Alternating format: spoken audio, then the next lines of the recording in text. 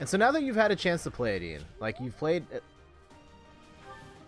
at least played through one branch of this campaign, and assuming that the quality of the game across the different campaigns stays more or less the same, do you think you could rank this Fire Emblem game relative to the other ones you have played? And if so, where would you put it? I can say with confidence that this definitely ranks in my top Fire Emblem games.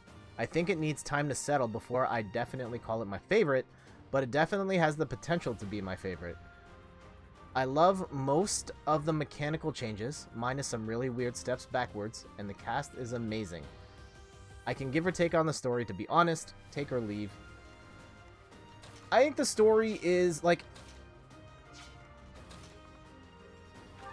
Okay, I will say the story is not my favorite. I think the setup is amazing.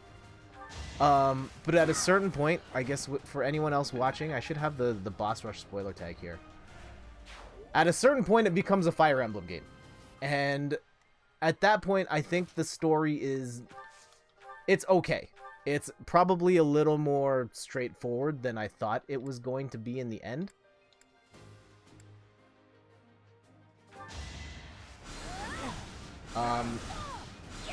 I like the cast. I don't know if it's my favorite. Maybe I just need to play more. I can see everyone growing on me more the more I play it and get to know these characters.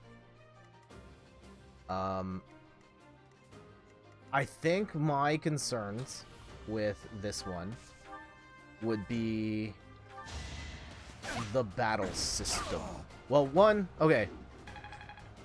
One, this is not the prettiest game. I think graphically it is mediocre at best. And the 3D Fire Emblem games have always looked weird to me. Like, it's... I don't know, visual fidelity has never seemed to be like a big priority once they switched to 3D. I've always found the 3D Fire Emblem games kind of ugly. This one is it's a step up from like the GameCube and the Wii versions. I think in particular switching the art style to look a little more cel-shaded helps. Oh, we did the thing. Great. But yeah, kind of ugly. This is exactly how I explained it to Destiny, my wife. It appears for a long time that it would be more subtle and nuanced story-wise than other Fire Emblem games, and then suddenly it flips and becomes very much a stereotypical Fire Emblem story. Yeah, I think that part was kind of disappointing. And then there's parts where I feel like in different playthroughs, I would see different things happen, because my Black Eagles playthrough definitely left open some weird loose ends that it just does not resolve at all. And I wonder if it gets resolved in some of the other stories. Or if it's played differently, if something else happens. I'd be curious to see that. So yeah, I think the back half of... Like, I think there are aspects of the story in the second half that I do like. But I think that point is we've talked about it in private, I will say. That part I think is really cool and amplifies some of the stuff that happens in the first part. Yes, it definitely seems like you have to do all the playthroughs to fully appreciate the story. A particular character's ending was really a letdown in the Golden Deer. Like, a very significant character just gets killed off screen with no ceremony. So weird. Huh. Okay. So yeah, I don't think this is a perfect game. We'll say that. And I don't think in the pantheon of Fire Emblem games that this is a clear-cut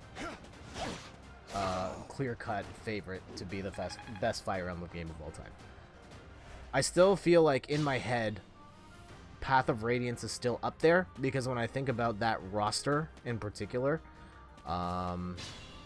Ike, Soren, and that whole group, man, I love that crew so much. And I love their story and the arc that they go through and the Lagus and the message that game was trying to say and the journey that you go through. I love that part so much. And there are probably aspects of its design that don't hold up well now, and I would have to go back and play those again to see for certain. But I also feel like there are aspects of that game which are still incredible. Yes, the characters of Path of Radiance will always have a special place in my heart, and that game probably does have the strongest storytelling. Yeah, I bet, like, graphically, man, I remember that game being really ugly at the time, and it's probably even worse now. And there's probably other issues and stuff with that game that maybe have not aged as well. But I do remember loving that game so much. And so I have a hard time just like straight up knocking that off of the #1 spot. But, I don't know, maybe this ends up there by the end. Even with all our criticisms.